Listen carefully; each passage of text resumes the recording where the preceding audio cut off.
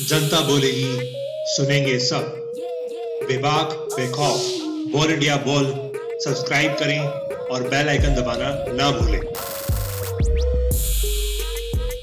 नमस्कार दोस्तों, स्वागत है आपका बोल इंडिया बोल पे। इस बार क्या लग रहा है, किसकी झोली में जीत जाने वाली है? देखो, जीत उसके पाले में जाएगी जिसने विकास कार्य किए हैं। अच्छा, आप पब्लिक देखते हैं विकास कार्य है, अब पार्टी पॉलिटिक्स नहीं है। हाँ। और माननीय मोदी जी के नेतृत्व में अब विकास कार्य भी हो रहे हैं और देश का भी विकास हो रहा है। और जो हमारे देशवासी जो विदेश में जाकर फंस जाते हैं, उन्हें हमारे जनरल वैकेंसी निकाल के लेके आते हैं। बहन बेटियों के इज्जत के लिए सुलभ शौचालय बनाए गए। सफाई अभियान बड़ा अच्छा चला भारतीय जनता पार्टी के राज में। तो हर एक गली में, हर एक क्षेत्र में विकास कार्य हुए हैं। अब जो वोट मिलेंगी वो मिलेंगी विकास को देखकर। और माननीय वीके सिंह जी गाजियाबाद से जीत कर आएंगे कई लाखों की अंतर। क्या लगता है मैम, इस बार कौन प्रधानमंत्री बनना चाहिए हमारे देश का? मोदी जी बनने चाहिए। मोदी जी? ऐसा क्यों, आपको क्यों लगता है? राहुल जी क्यों नहीं? बहुत अच्छा वो कर रहे हैं वो। अच्छा, कहीं ना कहीं काम दिख रहा है आपको मोदी जी का? सारा दिख रहा है हमें तो, पूरे गाजियाबाद कितना बढ़िया बना है। क्या लगता है, सबका साथ सबका विकास पे उतरी है मोदी सरकार खड़ी? मोदी सरकार अच्छा, उतरी है। काम कहीं ना कहीं आज ज़्यादा किया मोदी सरकार ने। क्या लग रहा है इस बार आपको चुनाव यूपी में कितना अनुमान है सीटें निकल जाएंगी? जी भैया, यहाँ पर सीट यहाँ निकलेंगे 450 के करीब सीट निकलेंगी। 400 यहाँ पर मोदी जी की जो विकास करा, मोदी जी ने बहुत कुछ करा है। अच्छा, यहाँ पर भारतीय जनता पार्टी का जो हमारे सांसद जनरल वीके सिंह जी, वो दोबारा सांसद बनने जा रहे हैं। बनाए जा रहे हैं? हाँ जी, बनाए जा रहे हैं। हाँ भाई सब, क्या लग रहा है यूपी में कितना अनुमान है, कितनी सीटें आ जाएंगी जो बीजेपी की? यूपी में पहले से एक सीट फालतू आएगी, कमती नहीं आएगी एक भी सीट। अच्छा। हमारे राष्ट्रीय अध्यक्ष जी ने भी ये कहा है, जब चोर सारे इकट्ठे हो जाएंगे, आपने सुना हो पुरानी कहावत है, जिस राजा के खिलाफ सभी लोग इकट्ठे हो जाएं तो राजा वो ईमानदार है। इसलिए जनता, आज की पढ़ी लिखी जनता है, वो जान रही है कि सब चोर इकट्ठे हो रहे हैं माल लूटने के लिए। मोदी जी ने इनकी लूट पर ताला लगा दिया 5 साल में, इसलिए सब बौखला गए और सिर्फ एक ही काम है इन पे, मोदी हराओ, मोदी हटाओ।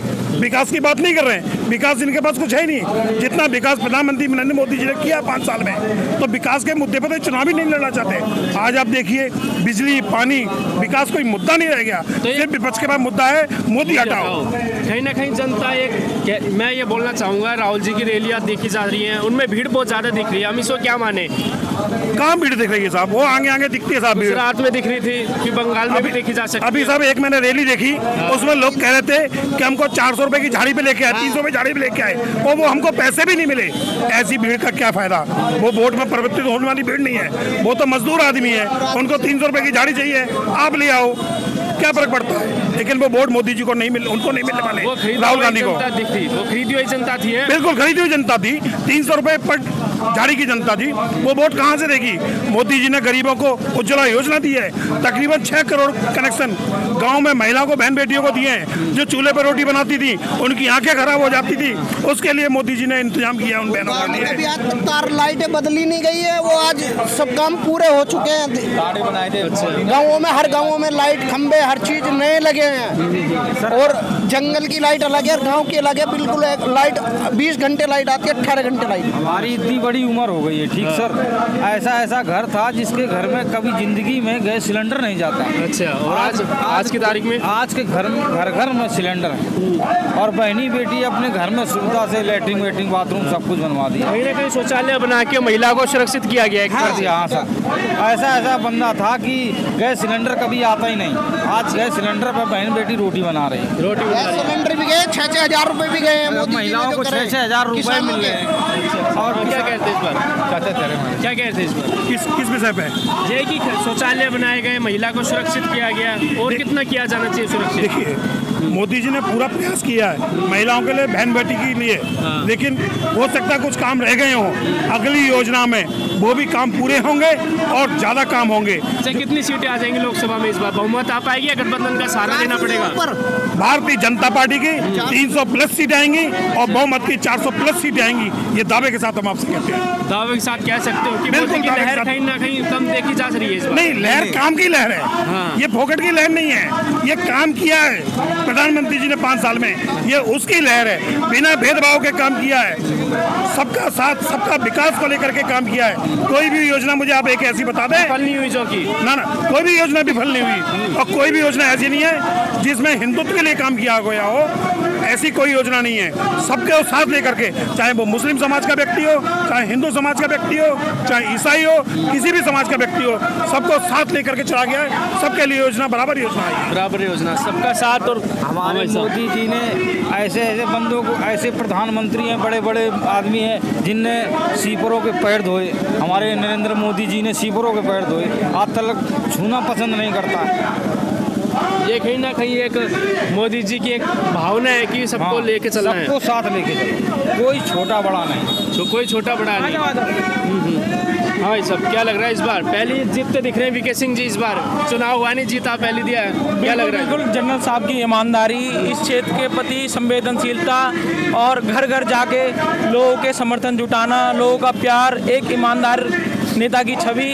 और सबसे बड़ी चीज़ जनरल साहब के लिए ये रही कि मोदी जी के नेतृत्व में जो जनरल साहब चुनाव लड़ रहे हैं इस क्षेत्र से, और पहले भी जो है भारी मतों से जीते हैं, उसके पीछे उनकी ईमानदारी और एक फौजी की तरह, फौजी तो रहे ही हैं और उसकी तरह उन्होंने इस क्षेत्र में काम किया। सर यूपी में कितना अनुमान इस बार सीटें आएंगी? यूपी में कितना अनुमान है सीटें आ जाएंगी इस बार? यूपी में पूरी की पूरी यूपी में हमारी सीट आएंगी जी, 100% आएंगे। पिछली बार मायावती का खाता नहीं खुला था, इस बार किसके यूपी में खाते बंद करने जा रहे हो?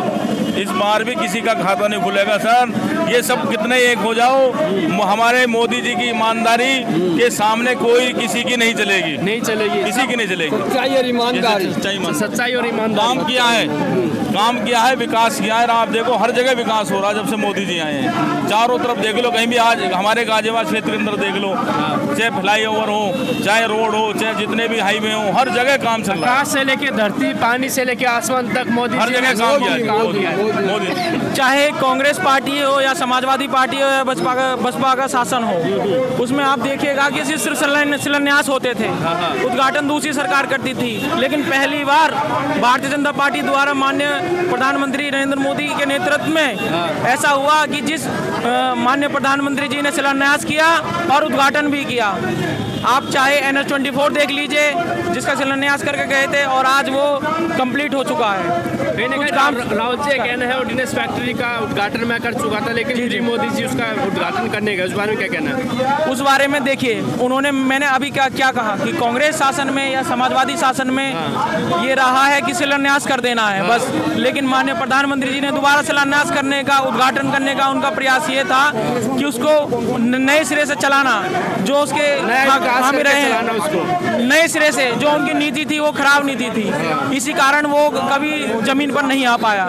लेकिन माननीय प्रधानमंत्री जी के नेतृत्व में जनरल साहब ने और सभी भाजपा के वरिष्ठ नेताओं ने ये सोचा कि इनकी जो कांग्रेस की इनकी नीति है उसको नए सिरे से लाना चाहिए, इम्प्लीमेंट करना चाहिए, और उसके बाद धरातल पे उद्घाटन हो रहे हैं। कांग्रेस ने 70 साल पहले भी शिलान्यास किया है, लेकिन वो आज तक कभी ग्राउंड लेवल पर नहीं आए। मोदी लेकिन राज में कहीं ना कहीं ग्राउंड लेवल तक मुकाबला 55 महीने और 55 साल का है। आप सीधा देख लीजिए कि जो कांग्रेस पार्टी 55 साल में नहीं कर पाई, वो भारतीय जनता पार्टी ने 55 महीने में कर दिया। कहीं ना कहीं देखा जा सकता है विकास मोदी की सरकार में। हमसे जुड़े रहिए, देखते रहिए ball India ball. Cameraman Manoj Kumar के साथ रोहित कौशिक।